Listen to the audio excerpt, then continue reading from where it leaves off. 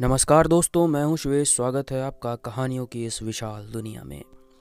आज मैं आपको कुछ ऐसी पौराणिक कहानियां सुनाने जा रहा हूं जो कि काफ़ी विलुप्त हो चुकी हैं। आइए जानते हैं उनके बारे में विस्तार से। अदिति और द्यौस दुनिया में सबसे पहले पैदा होने वाले स्त्री पुरुष थे।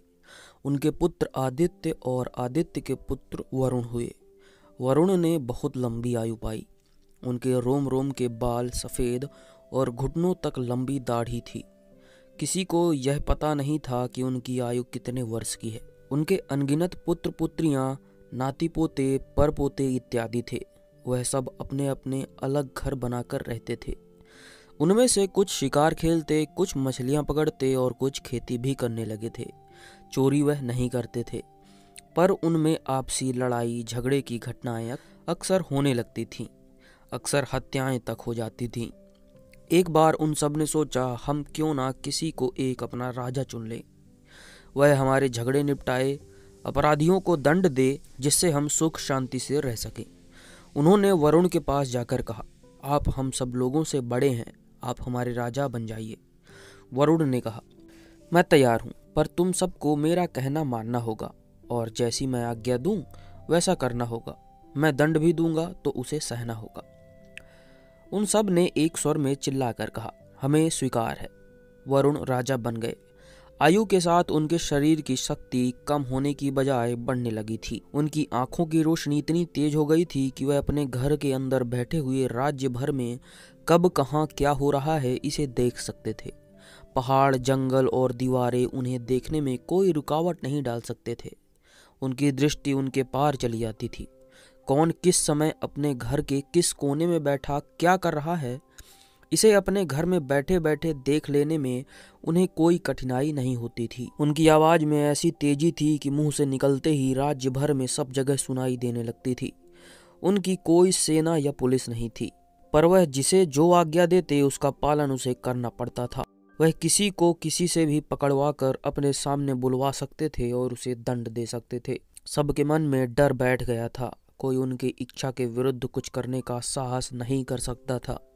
राज्य के सब लोग स्वस्थ और सुखी हों, इसलिए वरुण ने कुछ आदेश जारी किए। प्रत्येक मनुष्य, चाहे वह स्त्री हो या पुरुष, बूढ़ा हो या बच्चा या जवान, सूर्योदय से पहले सोकर उठ जाया करे। सूर्यास्त के बाद कोई भी अपने घर के बाहर नहीं घूमता फिरता दिखाई दे। स्त्रियां बच्चों की देखभाल ठीक से किया करें। यदि कोई बच्चा बीमार पाया गया तो उनकी मां को कठोर दंड दिया जाएगा, इत्यादि इत्यादि। राजा के इसी प्रकार प्रतिदिन जारी होने वाले आदेशों का पालन सब लोग सिर झुकाकर करने लगे। राज्य में ना कभी कोई बीमार पड़ता था, ना अपराध करता था। सब नियम के अनुसार अपने अपने काम में लगे रहते थे। सबको भरपेट भोजन और रात भर आराम मिलता था। हर दिन हर समय किसी दूसरे के बनाए नियमों में बंधकर काम करते करते राज्य के निवासियों को ऐसा लगने लगा था मानो वह इंसान नहीं, कठपुतली हो। उनकी अपनी कोई इच्छा नहीं रह गई हो। राजा की इच्छा ही सब कुछ थी। कोई अपनी इच्छा से न हंस बोल सकता था और न चल फिर सकता था। जीवन का आनंद समाप्त हो गया था। एक दिन वह सब मिलकर फिर वरुण के पास आए। वे चिल्ला चिल्ला कर कहने लगे, हम अब तुम्हें अपना राजा बनाए रखना नहीं चाहते। हम तुम्हारी इच्छानुसार चलते चलते थक गए हैं। अब हम किसी और को अपना राजा बनाएंगे। वरुण ने कहा, तुम ऐसा नहीं कर सकते। मैं तुम सबको अपनी शक्ति से कुचल कर रख दूंगा। वह सब चिल्लाए, तुम्हें वह शक्ति हमारी दी हुई है, हम उसे वापस लेते हैं। वरुण ने क्रोध में भरकर आंखें तरेरी और आवाज की कड़क दिखाई। दांत किटकिटाए, पर किसी पर उनकी इस बातों का कोई असर ना हुआ। आखिर वरुण को राज्य छोड़कर जाना पड़ा। उन्होंने बहुत दूर सागर के किनारे जाकर एक घास फूस की कुटिया बना ली और वहीं अकेले रहने लगे। मारुत। एक दिन खूब तेज हवा चल रही थी। तभी आकाश में बादल घिर आए। हवा बादलों को तितर बितर कर देना चाहती थी और बादल घेर घेर कर बरसना चाहते थे। इस प्रकार दोनों में कुछ देर तक लड़ाई होती रही। फिर आकाश साफ साफ हो गया। नानी ने तभी बच्चों को यह कहानी सुनाई। यह कहानी उन दिनों की है जब पृथ्वी पर जाड़ा, गर्मी, बरसात और बसंत चारों मौसम अलग अलग नहीं होते थे। दिन रात जब देखो तब वर्षा होती रहती थी। अक्सर बहुत बहुत दिनों तक सूर्य नहीं दिखाई देता था। हिमालय पर्वत पर किसी गांव में दिति नाम की एक स्त्री रहती थी। वह बड़ी रूपवती, सुशील और सच्चरित्र थी। मेघों के देवता इंद्र ने उसे देख लिया और उस पर मोहित हो गया। वह उसे अपने साथ स्वर्ग ले जाना चाहता था। दिति उसके साथ वहां जाने को तैयार नहीं हुई। इससे चिढ़कर इंद्र ने उसे दुष्चरित्र कहकर बदनाम करना शुरू कर दिया। दिति को यह बात बहुत बुरी लगी। वह इंद्र से बदला लेने के उपाय सोचने लगी। तभी उसकी भेंट कश्यप नाम के एक ऋषि से हुई। उन्होंने दिति से कहा, किसी से बदला लेने के लिए अपने आप को शक्तिशाली बनाना चाहिए। तुम तप करो, तुम्हें शक्ति प्राप्त होगी। इंद्र को ना जाने कैसे इस बात का पता चल गया। वह दिति के घर आया।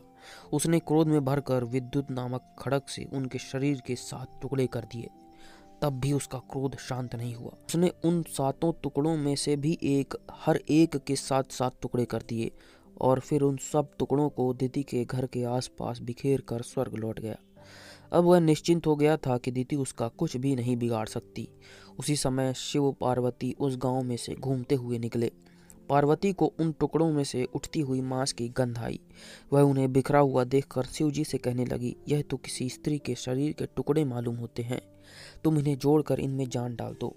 शिव जी बोले, यह तो मैं नहीं कर सकता, पर इतना जानता हूँ कि इनमें से हर एक टुकड़े में एक एक वीर साहसी योद्धा उत्पन्न होगा और अपनी माँ की हत्या करने वाले से बदला लेगा। इसके बाद वर्ष पर वर्ष बीतते चले गए। गांव पर आबादी पहले से बहुत अधिक बढ़ गई थी। लोग यह भी भूल गए थे कि दिति नाम की कोई स्त्री कभी इस गांव में रहा करती थी। गांव के लोग लगभग 15 वर्ष की आयु के बहुत से लड़कों को गांव में प्रायः एक साथ घूमते हुए देखा करते थे। उनके माता पिता के विषय में किसी को कुछ भी मालूम नहीं था। वह सब बड़े चंचल और नटखट लड़के थे।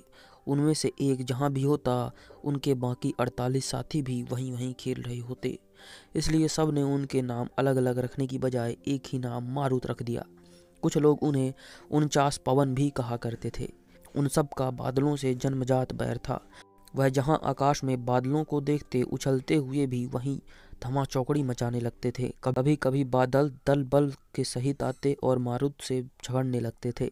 मारुत धक्कम धक्का करके उन्हें तितर बितर कर देते। कभी वह उनको ढकेलते इतनी दूर खदेड़ देते थे कि फिर वह वापस लौट आने का साहस न कर पाते थे। और कभी मारुत को देखते ही बादलों के दल में ऐसी भगदड़ मच जाती थी कि वह गिरते पड़ते भागते ही दिखाई देते थे। पृथ्वी पर लगातार वर्षा करते रहना अब बादलों के देवता इंद्र के अधिकार में नहीं रह गया था। मारुत ही जब जितनी चाहे उतनी वर्षा करा लेते और वह न चाहें तो कहीं एक भी बूंद नहीं पड़ सकती थी।